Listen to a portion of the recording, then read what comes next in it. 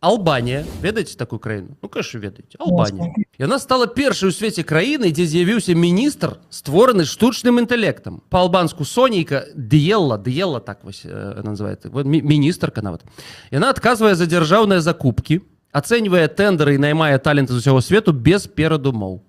Лукашенко ўвесь час незадаволены сваімі чыноўнікамі. То не так, то не выканалі, гэта не зразумелі і так далей.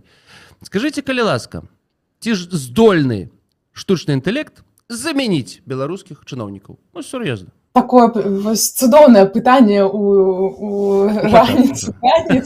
Да. Я думаю, што, канешне, першае, што варта адзначыць, што гэтае пытанне задаем не толькі мы, задаюць не толькі чыноўнікі ў Беларусі, але таксама людзі па ўсім свеце. І ў першую чаргу гэта звязана з тым, што кампаніі, якія распрацоўваюць AI, і сам па сабе AI набывае вельмі вялікі ўплыў, становіцца проста часткай жыцця, хіба што нават большай у хуткім часе, чым соцсеткі калісьці сталі і змянілі жыццё. Таму я думаю, што гэтае пытанне, я ведаю, калі сачыць за рознымі дэбатамі, то можна заўважыць, што пра гэта размаўляюць усе і на заканадаўчых узроўнях, як гэта ў еўразвязе адбываецца, напрыклад.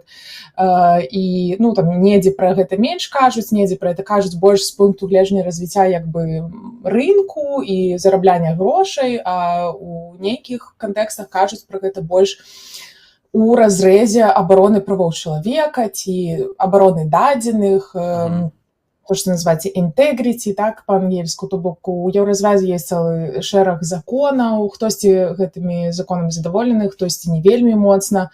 Але канцёрн тут вось такое вялікае перажыванне, яно агульнае, да? Яно заключаецца ў тым, што проста ёсць непакой, што ў пэўны момант штучны інтэлект можа набыць тыя чалавечыя інтэлектуальныя рысы, інтэлектуальныя ён ужо мае, да? Але можа набыць нейкія эмацыйныя рысы, якія проста могуць прывесці да таго, што AI будзе кіраваць чалавецтвам, да?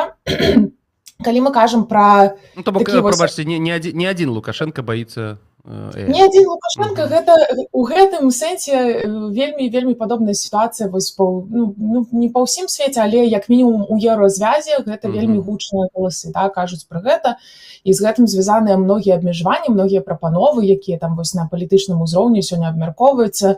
Там вы ведаеце, што ёсць некалькі вось гэтых актаў розных у еўразвязе, там і акт па штучнаму інтэлекту, і па лічбавым сервісам, і гэтак далей. То бок тут гэта ўжо перайшло на ўзровень не проста перажывання, а на ўзровень такога рэгулявання.